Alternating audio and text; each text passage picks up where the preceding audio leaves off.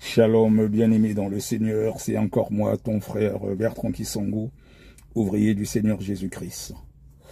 Aujourd'hui, je viens te communiquer la foi.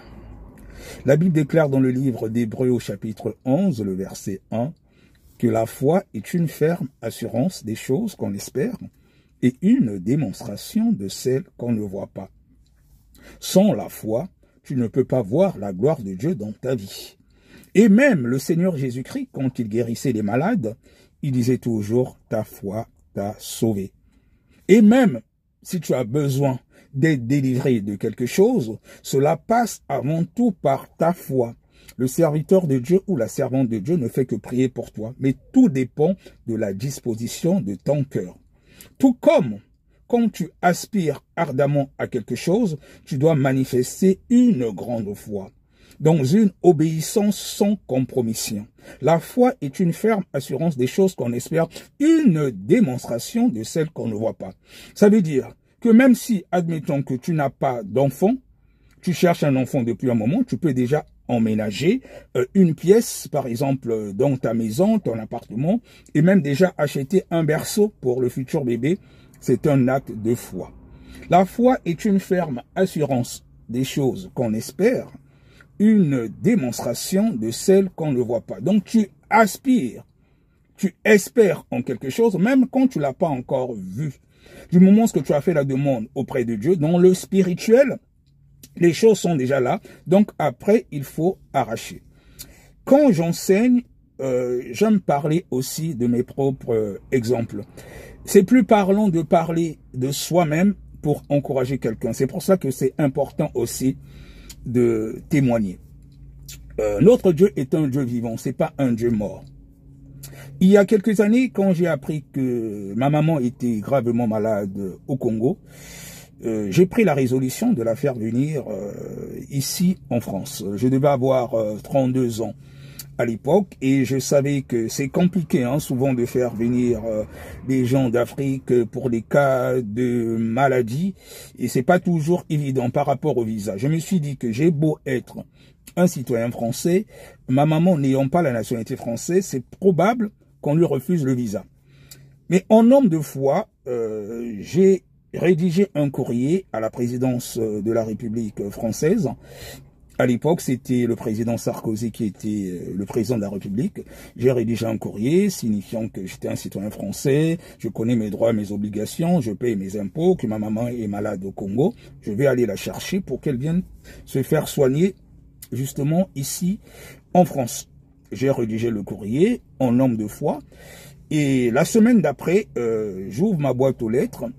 Et j'avais un courrier de la présidence de la République, je vois présidence de la République française. Et à l'époque, je me rappelle toujours, c'était le chef du cabinet du président Sarkozy, Didier Goubet, qui m'avait répondu en disant que le président a été touché par mon courrier, que je pouvais aller chercher ma maman au Congo. Donc, je vais prendre 2 billets d'avion, le mien par Air France et le billet d'avion aussi de ma maman.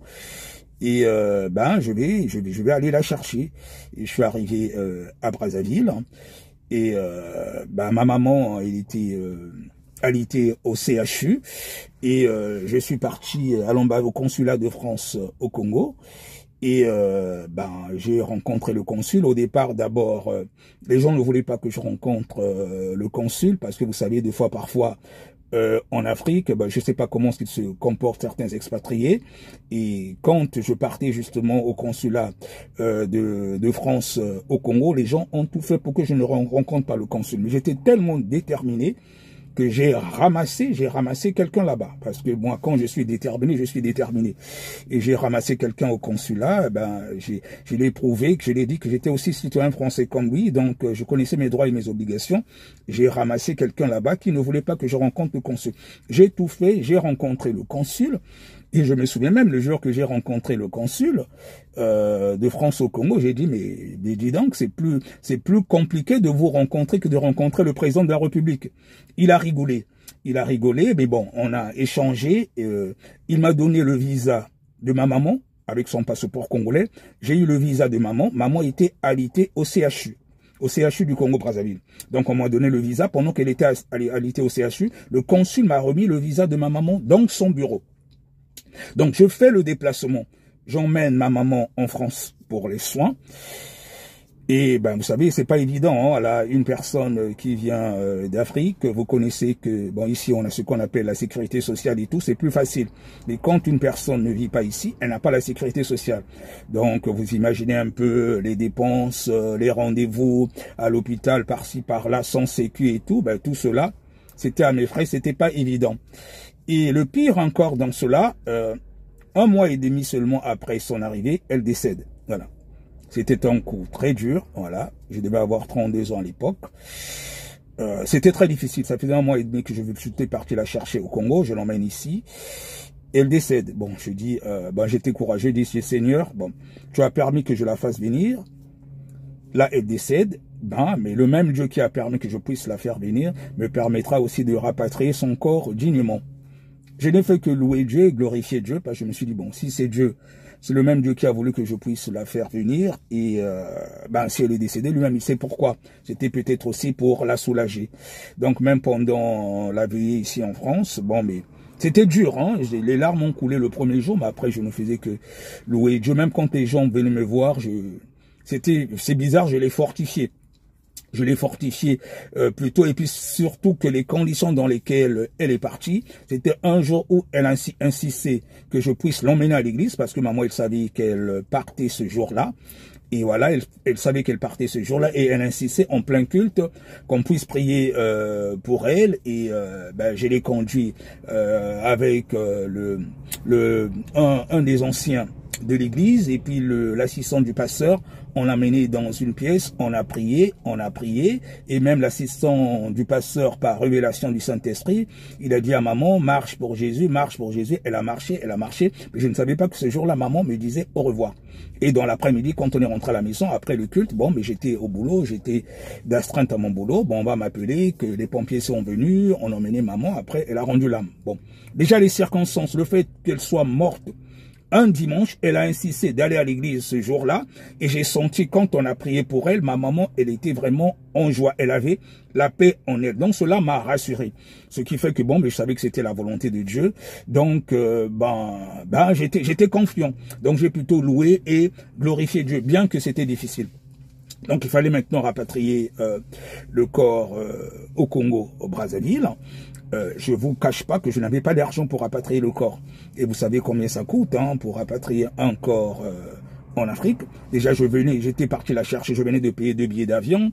Elle est venue pour un séjour ici. Les frais pendant qu'elle était à l'hôpital et tout, c'est moi qui prenais en charge parce qu'elle n'avait pas la sécurité sociale. Donc j'épargne les détails. Après, il fallait rapatrier le corps. Et Dieu a fait grâce, j'ai trouvé l'argent pour rapatrier le corps. Donc, 1 semaine après, vous savez que quand une personne décède ici, ça coûte très cher pour rapatrier le corps. Il y en a des fois des corps qui restent des mois parce que les gens ils n'ont pas d'argent. On mobilise tout le monde pour les cotisations. Mais moi, après le décès de ma maman, 1 semaine après, j'étais à Brazzaville avec le corps plutôt. Donc j'avais prié mon Dieu, j'avais dit de la même façon que tu as permis que j'aille la chercher, tu vas permettre aussi que je puisse rapatrier son corps dignement. C'est ce qui s'est passé. Il y a encore une chose. Pendant que on a fait toutes les formalités pour rapatrier le corps et tout, voilà, pour rapatrier le corps, il me manquait l'argent du billet d'avion. Parce qu'il y a les frais pour rapatrier le corps, voilà, mais tu dois payer aussi un billet d'avion pour rapatrier, si tu veux accompagner le corps. Et on me dit qu'il n'y avait plus de place à Air France, parce que le corps a été rapatrié par Air France. On me dit, écoutez, monsieur Kisongo, il n'y a plus de place à cet avion où va partir votre maman. J'ai dit, non, mais c'est pas possible, je peux pas laisser que... C'est moi qui suis parti la chercher, je vais rapatrier le corps aussi dignement. On me dit qu'il n'y a plus de place. J'ai dit, non, essayez de chercher. J'ai dit, essayez de chercher. Moi, toujours, en nombre de fois, je continue d'intercéder. Je crois que c'est le lendemain, on va m'appeler finalement pour me dire qu'il y a une place finalement au niveau d'Air France qui s'est libérée.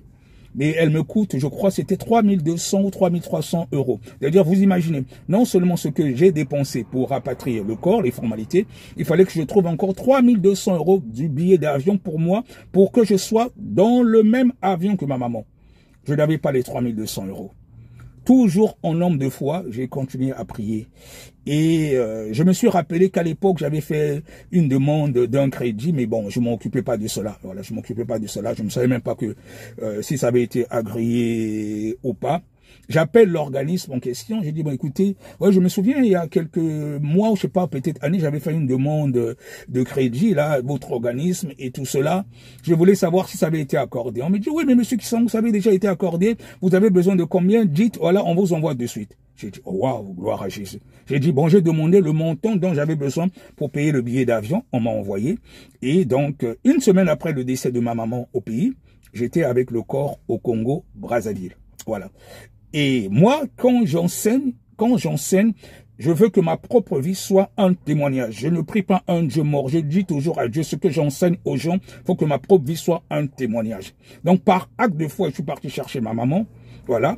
Elle est venue pour les soins. Après, c'est Dieu qui a décidé. Voilà. C'est Dieu qui fait ce qu'il veut. Il est souverain. Et ce même Dieu a permis que je puisse rapatrier le corps une semaine seulement après le décès. Donc je suis arrivé à Brazzaville, voilà, genre tout avait déjà aussi été pratiquement fait là-bas. Genre j'arrive à Brazzaville un lundi soir, on fait la dernière veillée en famille. Le mardi matin, on enterre maman.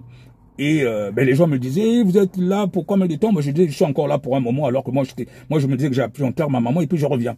Donc le mardi on enterrait maman, le mercredi je suis revenu sur la France. Voilà. Donc ça c'est juste un exemple pour communiquer la foi à quelqu'un. La foi est une ferme assurance des choses qu'on espère, une démonstration de celles qu'on ne voit pas. Donc je voulais te communiquer de la foi pour te dire, peu importe ta situation, continue à faire ta part et de t'appuyer sur Dieu. Quand tu t'appuies sur Dieu, c'est là, justement, que tu verras sa main dans ta vie. Il ne faut pas compter sur tes forces. Tout est grâce. Tu dis, Seigneur Jésus-Christ, je fais ma part, mais je n'en peux plus. Je me confie à toi. Et c'est là, justement, que tu verras la gloire de Dieu dans ta vie. La foi est une ferme assurance des choses qu'on espère, mais une démonstration de celle qu'on ne voit pas. Donc tu agis comme si tu avais déjà reçu ce dont tu as besoin, dans une obéissance sans compromission. Et c'est ainsi que tu verras la gloire de Dieu dans ta vie. Je tenais à te communiquer la foi ce matin, en allant gagner dignement mon pain quotidien.